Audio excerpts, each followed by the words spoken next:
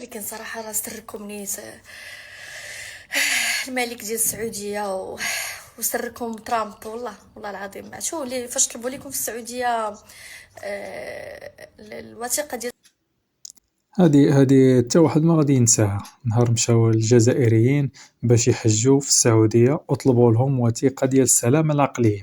راه غير من هذه تعرف ما خص الجزائريين ما خص يدير عليهم حتى شي واحد، حيت مادام انه تقالت عليهم هاد الهضره انهم خاصهم فرضوا عليهم باش يجيبوا ديك الوثيقه ديال السلامه العقليه، يعني راه العقل ديالهم ماشي في بلاصتو، يعني كاين شي خلل. وهاد التصرفات اللي كيديروا ما متقبلينش الخساره وما عرفوش باغيين يصنعوا.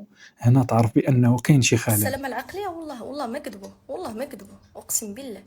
كيقول لك مشري الماتش، مشري اشنو مشري الرجلين كيحسب له راه في شي محل كيتقدى، كيقول لك شراو الماتش وشراو اللعابه وشراو هادي وشراو هادي. بنادم بغى كيقلب يبرد على راسو وصافي، اما اللي عطا الله عطاه. واحد يقول لك الماتش غيتعاود، واحد يقول لك شراو الماتش، واحد يقول لك كذا. ما عندهمش الروح الرياضيه وما ما يقدروش يتقبلوا الواقع، ما يتقبلوش النتيجه. الواقع راه اللي وقع. بدا صفحه جديده وهما باقيين شادين في نفس الهضره ونفس الماتش. ديال اللعابة مثلا.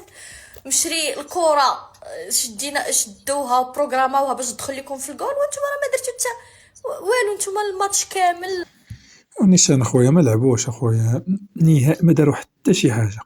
لو كان غير لعبوا وتقاتلوا وداروا ماتش زوين، الا طالبوا بركله جزاء ولا داروا هاد الهيلاله كامله جات معاهم، هما ما دايرين والو وكيهضروا كيقول لك ضربه جزاء. ضاغطة عليكم نيجيريا، وما حاولتوا تسجلوا حتى هدف، يمكن هدف ولا جوج ما صدقش ليكم. ونيجيريا كلها في الملعب ديالكم اصلا. نيجيريا كلاتهم طولا وعرضا بدون بلا ما نكثروا الهضره. راه اللي كان يتفرج راه شاف النتيجه وشاف الماتش وعرف شكون يستاهل يتاهل. هادشي اللي كاين. ولاعبين ثابتين، خطوات ثابته. واللي كيفقص ماشي هادشي كامل، اللي كيفقص هو ان زيرو اخلاق وما عرفتوش تلعبوا. هذا موضوع واحد اخر، زيرو اخلاق وداك الشغاب، هذاك موضوع واحد اخر بلا ما ندخلوا فيه. ولكن النتيجه راه نيجيريا هي اللي تستاهل الصراحه.